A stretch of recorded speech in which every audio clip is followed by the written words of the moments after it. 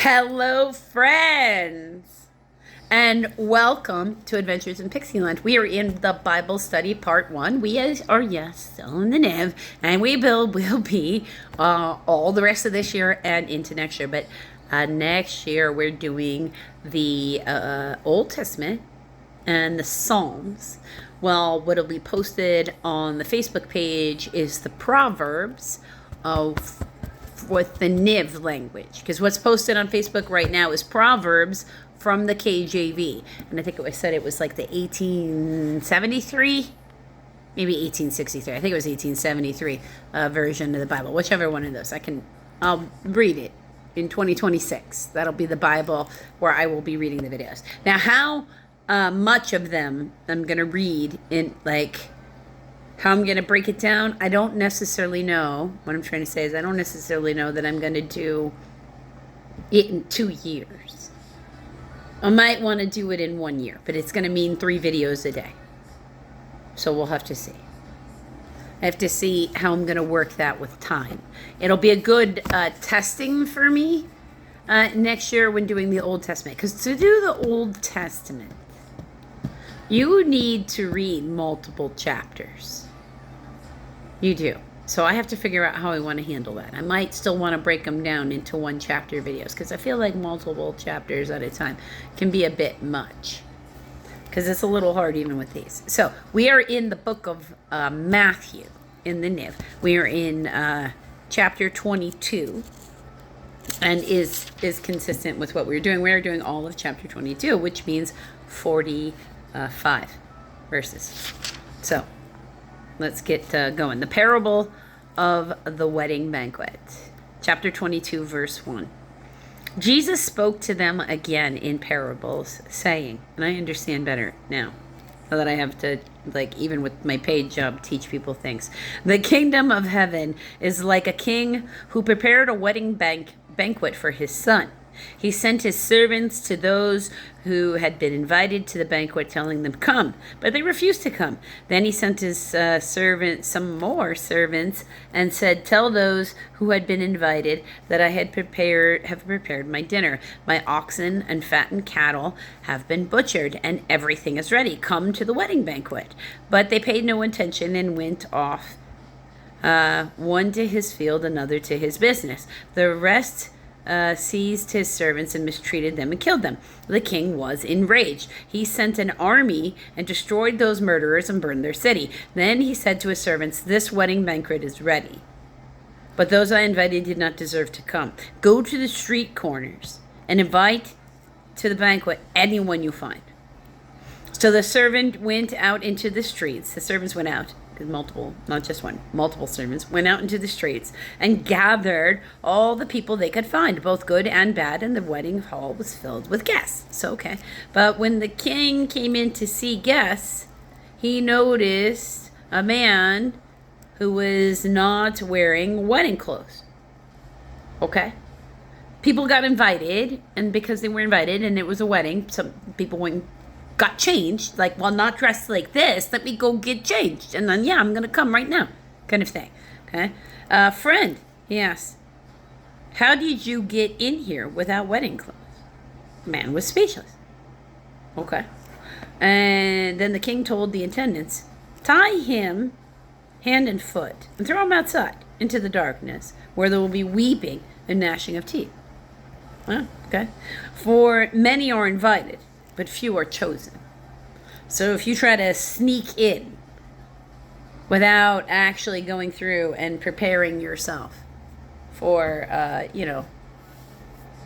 for the celebration you've been invited to. Okay. No explanation there. So, next thing, paying taxes to Caesar, verse 15. Then the Pharisees went out and laid plans to trap him with words. Okay. They sent their disciples to him along with Herodians.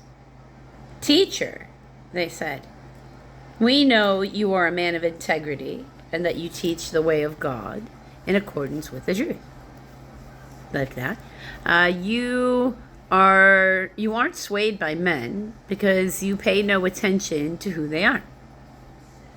Yeah, I like that too. Like before you give me your opinion on something, understand that if your opinion differs from those I feel are experts in the field, and for me, that's like they have credentials, they've studied stuff. I mean, like credentials, because, I don't pretend like I know everything. I know a lot of stuff because I have a lot of interest, but I'm never going to say I know more than somebody who's an expert at something. Are you crazy? No. Expert means something to me. So, I adjust what I thought something was for facts given to me by things that oh, okay, so that makes sense to me. Because usually facts do kind of make sense if you understand enough. Sometimes we don't understand enough, so we think that's like it's nonsense. But sometimes you have to get into a deeper, more granular level, and whatever that is, for it to make sense. Because like there's a big difference between physics on one level and quantum physics, like regular physics. And then the physics, because physics is really about how do things move. So how do things move when they're really big?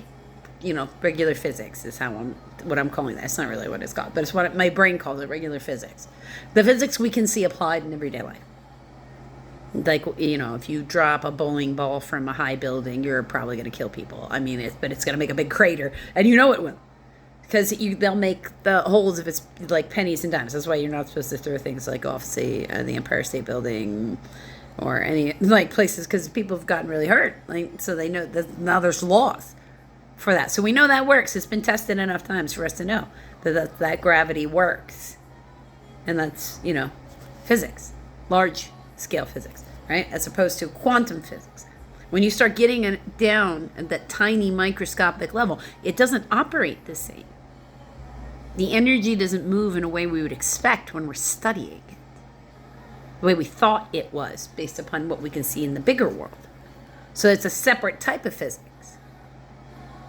And you can't apply one to the other. But you can apply some of both of those to the type of physics that goes on in space. That's called astrophysics, and it's a totally other study, because you have to study how it is if there isn't, like an atmosphere, right? Where the gravity is different. Right? So there's different studies that go on for different things, so different fields of expertise. So, yeah, you can't be easily swayed just because somebody has an opinion. Tell us then, verse 17, tell us then, what is your opinion? Is it right to pay taxes to Caesar or not? Oh. But Jesus, knowing their evil intent, because he can spot the trap, said, "You hypocrites, why are you trying to trap me? Show me the coin you used for paying the tax." They brought him a denarius, and he asked, "Whose portrait is this? And whose inscription?" "Caesar's," they replied. Then he said to them, "Give to Caesar what is Caesar's, and give to God what is God's." When they heard this, they were amazed. So they left him and went away. Because if he had said, "Don't pay Caesar taxes," then they could tell to the Romans he was in open rebellion, and then the Romans have a reason to arrest him and do their dirty work, because that's really their intention. Anyway, because they can't kill people legally with the restrictions the Romans have on them. So, okay, now next thing. Marriage at the resurrection. Okay. Verse 23. The same day the Sadducees, now these are people who, they don't believe in souls. They believe in Mosaic law, like our senators. I'm not saying all of our senators don't believe in soul. I'm saying that our senators are not where we go to get spiritual advice, generally. Like that's, usually you go to church for spiritual advice. So like priests, preachers, ministers, people like me, right? And then people who are in formal structures and informal organizations of faith, mainstream faith. That's how I usually group them, all of them. And then I'm not differentiating between Christian, Muslim, Judaism. Doesn't matter. That's all mainstream. Mainstream. They got a building. People show up. They got a following like that. Mainstream. Because they're in a building and all that stuff. Yeah. And no shade. I went to those kinds of churches for many years in my life, and they were very incredibly helpful. And people should go to them if that's where they feel they are drawn. So I'm not, go on. If that's what makes you feel connected to God, and this is just something you also do, good. That's beautiful. Congratulations. I love your faith. Keep having your faith. It's good to me. The more faith we can get in more people and help more people be balanced and centered is the goal, and it's the only goal. So it makes it very easy for me. I love anything that helps reinforce all this stuff. And if I'm the reinforcement to somebody else's, then beautiful. Great. Love that too. With my, sort of weird genetics of things in the very physical 3D, I'm like from the outskirts Levites. Like, so respite. Right? So that's what respite is, temporary and for short times kind of thing. So perfect for Bible study. The same day, the Sadducees, the senators, who say there is no resurrection, came to him with a question. Because they're like, empirically, this can't happen. It's like scientifically, this can't happen, sort of thing. Teacher, they said, Moses told us that if a man dies without having children, his brother must marry the widow and have children for him. Now there were 7 brothers among us. The first one married and died. Since they had no children, he left his wife to his brother. The same thing happened to the second and the third, right down to the 7th. Finally, the woman died. That's a lot of husbands. Now then, at the resurrection, whose wife will she be of the 7, since all of them were married to her? Jesus replied, you are in error because you do not know the scriptures or the power of God. Okay. At the resurrection, people will neither marry nor be given in marriage. Your marriage vows do not extend into heaven. After that lifetime, you are no longer spiritually or soul tied to that people as a guarantee. You are free each lifetime to decide who your marriage partner is. It's a beautiful gift, right? Love that.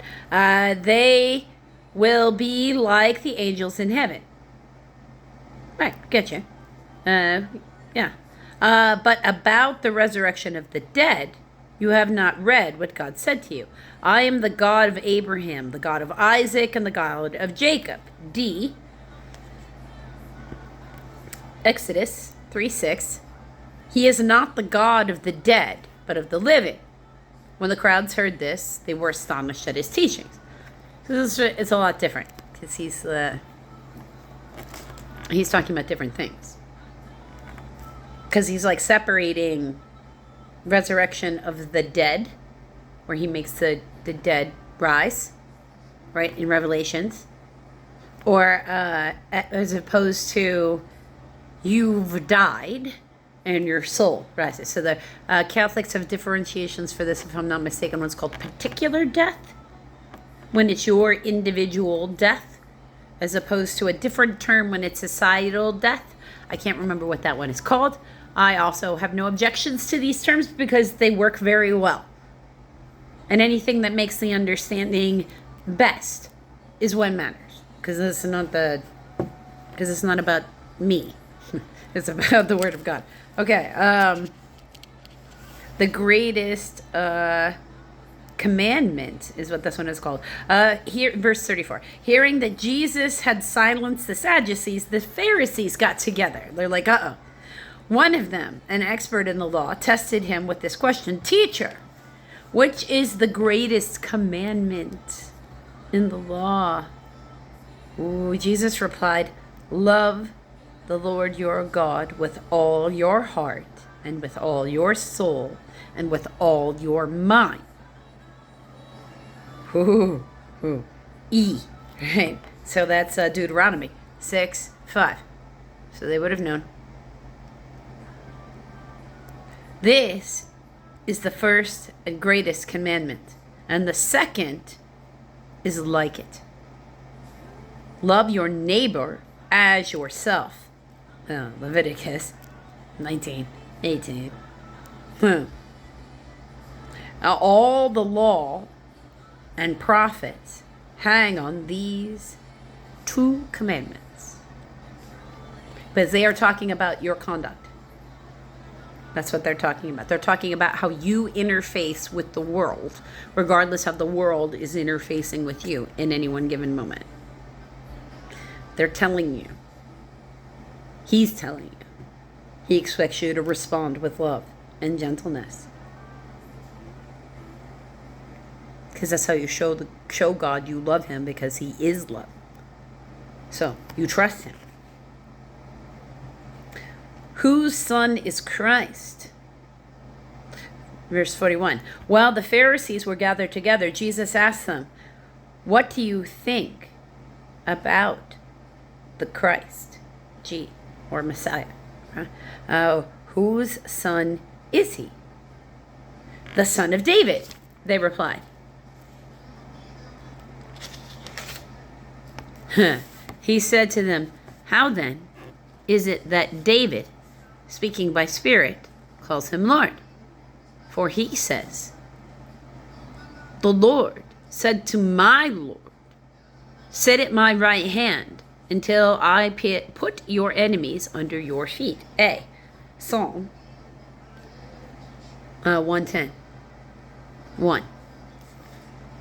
If then David calls him Lord, how can he be his son? Because you don't address your children that way. No one could say a word in reply. And from that day, no one dared to ask him any more questions. Because he's tricking him at their own game. Because he knows. He knows.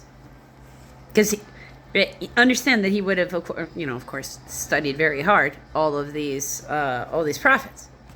Because he knows who he is. An angel came and told him who he is, right?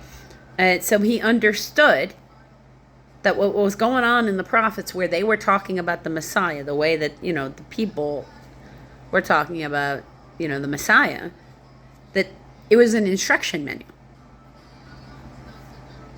What's in the words of the prophets that predict the future Messiah, it was an instruction manual for Jesus. Because these are the things. So he understood what it meant. And, so he would have studied from the time he was quite young what he was supposed to do. Because when you know it's what you're supposed to do, you know it's what you're supposed to do. So then, if you are that person, and he is the Messiah, so he was that person, he studied. He studied, he understood the assignment, and he did what he was supposed to do. That's why he had that strong faith to be able to rebuke Satan. That meant he had to have those things memorized. He had to have them imprinted on his heart to fulfill them properly, like it says in fulfillment of the scriptures. You don't do that by accident. You do that with intention. So may we go about in the world today and be intentional with what we're trying to do. Until a little bit from now, friends.